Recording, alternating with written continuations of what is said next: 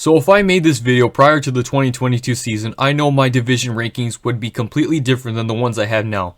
But this NFL season has been a wild ride no matter which team you root for.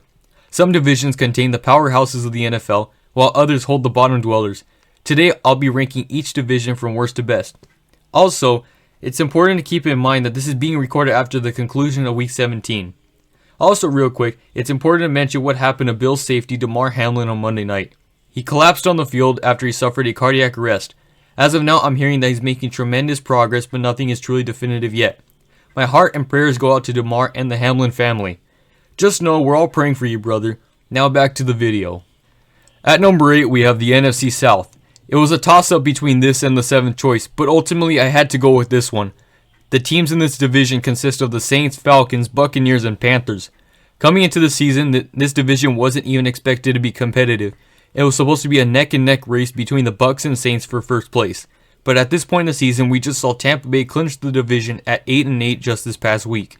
Both Atlanta and Carolina are still rebuilding, while the Saints are still a few pieces away from being a contender. A year from now, I expect this division to be higher than dead last, but for now, this is where I have them. This is where the video gets controversial. At number 7, I have the AFC South. You're probably wondering how on earth a division consisting of the Colts, Texans, Jaguars, and Titans is higher than a division with the GOAT himself. My reason is competition. The NFC South was already locked up last week when Tampa Bay defeated Carolina. The final week of the NFL season features a matchup between the Jaguars and Titans for the battle of the AFC South. Don't let Jacksonville's 8-8 record fool you. Since starting the season 3-7, they have won 5 of their last 6 games. I think they have more potential to upset someone in a playoff game than Tampa Bay does. At number 6, we have the NFC West. Now coming into the season, imagine if I told you that a division consisting of the Cardinals, Seahawks, 49ers, and the defending Super Bowl champion Rams would combine for only 29 wins heading into the final week of the season. The 49ers have held their ground as a Super Bowl contender, while Seattle has impressed some with an 8-8 record as they were projected to go dead last in the division.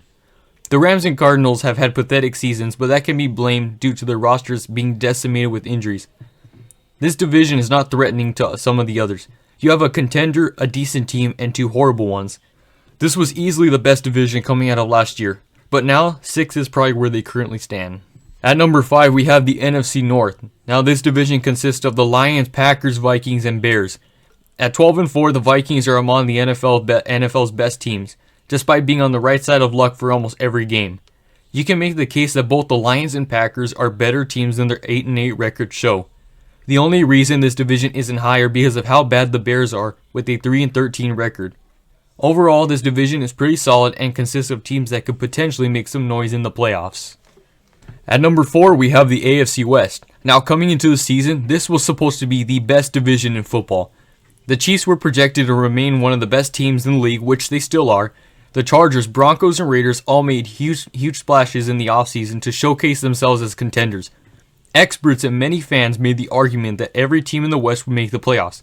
Now fast forward 17 weeks and you only have 2 of those 4 teams living up to the hype, being both the Chiefs and Chargers. The Raiders have easily been the most unlucky team in the NFL this season.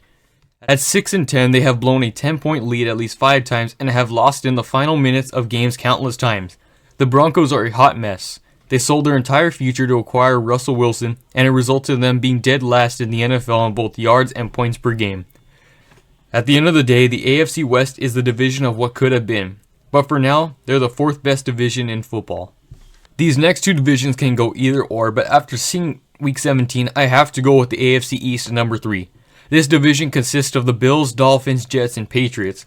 Now similarly to the NFC West, the Bills are the only legitimate Super Bowl contender as they sit with a 12-3 record. The Patriots are that solid team that may cause some trouble for certain teams, but aren't scary to their first place rivals. The Dolphins and Jets are huge disappointments as both teams look like contenders around the middle of the season. The Jets were highlighted by their stifling defense, while the Dolphins torched teams with their high-flying offense. What was once an 8-3 start to the season has now turned into an 8-8 season. Still, all things considered, the worst team in this division has a 500 record and contains a Super Bowl favorite in the Buffalo Bills. Give me the AFC East at number 3. With the 2nd best division in football, I have the AFC North, highlighted by the Bengals, Ravens, Browns, and Steelers. This division has been a slugfest for most of the season, but Cincinnati has rallied late to cement themselves as a bona fide Super Bowl contender. This division has not yet been decided, as it ultimately comes down to a season finale showdown between the Bengals and Ravens for first place. The Ravens have always been that team that deals with injuries, yet still have a shutdown defense. The Steelers sit at 8-8, but are 6-2 in their last 8 games. And finally, you have the Browns at 7-9, who have been streaky all season long. The reason I have the AFC North over the East is because the North has 2 legitimate Super Bowl teams. The Ravens have been without star quarterback Lamar Jackson for the last 4 years since he suffered his PCL injury. If you add him back to the offense and throw in Baltimore's selfish defense, that creates a team that no one would want to play come playoff time. Finally, at number 1, with a league-leading 41 combined wins, you have the NFC East, or the NFC Beast, as they were once called in the 80s. The studs in this division are the Eagles, Cowboys, Giants, and Commanders. Just put this into perspective. The Commanders, who are in 4th place, have a 7-8-1 record that is so close to the record as the division leaders in the AFC and NFC South. The 3rd place Giants shocked the whole NFL world by putting together their best season since 2016, sitting at 9-6-1. The Cowboys have one of the NFL's best offenses and defenses, hanging in 2nd place with a 12-4 record. The Eagles started the season on an absolute hot tear by murdering their opponents. They went 13-1 during their first 14 games. Because Hurts went down with an injury and missed the last 2 games, they have fallen to 13-3. But when he returns, there's no reason to doubt why this team won't represent the NFC in the Super Bowl. Nobody should be shocked if this year's Super Bowl winner comes from the NFC East, except you, Washington. So there we have it, everyone. This is my NFL division rankings. I understand if some of you might have different opinions. Leave a comment if you do. But I hope you enjoyed the video. I took a lot of time typing up the script, finding stock images, and editing this video. Please take 1 second to like this and click the red subscribe button down below. My plan is to be more active on the platform and continue making more NFL content. Want to watch another video of mine? Feel free to click one of the 2 videos shown on my end screen in a bit. My name is RMLG, and as always, keep on rocking.